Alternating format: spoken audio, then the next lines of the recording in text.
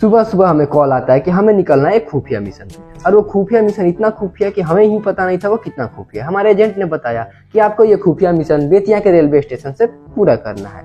तो हम बेतिया के रेलवे स्टेशन पहुंच गए और वहां पे हमने कॉल किया। तो एजेंट ने बोला कि हम बोले नहीं सवेरे तू आओ तरह 3 बजे दोपहरिया के हो बबुआ, तू का मिशन कंप्लीट करबो। तो खैर हमने एजेंट के बात को इग्नोर किया। हमने देखा क्या कि रेलवे पटरी पे ट्रेन की डेड बॉडी पड़ी थी और बगल में निर्दयी झाड़ियां सिगरेट के धुएं उड़ा रहे थे। खैर हमने उन्हें इग्नोर किया और आगे बढ़े।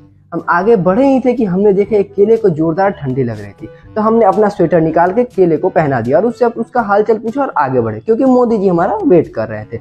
और मोदी जी ने हमें अपने 3 एजेंट से मिलवाया, जिनमें से 2 एजेंट मोदी जी के गुस्सा थे। क्यों? क्योंकि मोदी जी ने उन्हें सैलरी दिया नहीं था, इसलिए वो मोदी जी से मुंह छुपा के उधर घूमे हुए थे। और हमने 3 घंटे तक लिफ्ट का वेट किया ताकि हम दूसरे नंबर प्लेटफॉर्म पे जा सके। आखिर लिफ्ट मिला नहीं तो हमने सोचा पैदल ही क्यों ना दूसरे नंबर प्लेटफॉर्म पे चले जाएं। हमने देखा रास्ते में कि एक पन्नी की सांसें उल्टी चलने लगी, उसे सांस लेने में तकलीफ हो रहा था। एक भाई साहब ने पन्नी को सांस देके CPR देके उसे जिंदा करा और वो काफी अच्छे नेकदिल इंसान लगे। तब तक हमारे एजेंट ने हमें दोबारा कॉल कर दिया। तो हम पहुंचे PCO पे और हमने कॉल को पिकअप किया। तो एजेंट ने बोला आपको अपना नेक्स्ट मिशन यहीं बेतिया रेलवे स्टेशन से ट्रेन से पूरा करना है। लेकिन हमने क्या देखा कि एक चाचा धनिया को सरेआम काट रहे थे। तो हमने चाचा से बोला चाचा ये धनिया की हत्या मत कीजिए। तो चाचा बोले भाजपा के तार चाचा बेचिए ना बबुआ। खैर हमने चाचा को इग्नोर किया और हमने देखा क्या इंडिया और पाकिस्तान का मैच। इंडिया और पाकिस्तान का मैच देख ही रहे थे कि तब तक हमारे सामने आ जाता है हावड़ा ब्रिज, और वो भी नरकटियागंज का हावड़ा ब्रिज।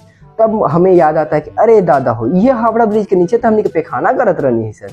खैर मोदी जी के आने के चलते अब शौचालय बना, तो अब शौचालय में जाते हैं। हावड़ा ब्रिज के नीचे अब हम लोग बिल्कुल नहीं जाते। हावड़ा ब्रिज की यादें ताजा हो गई। फिर हम वहां से आगे बढ़े ही थे कि हमें रास्ते में लग गई भूख, और भूख लगा तो मैंने अपना बैग खोला। बैग में था लिट्टी।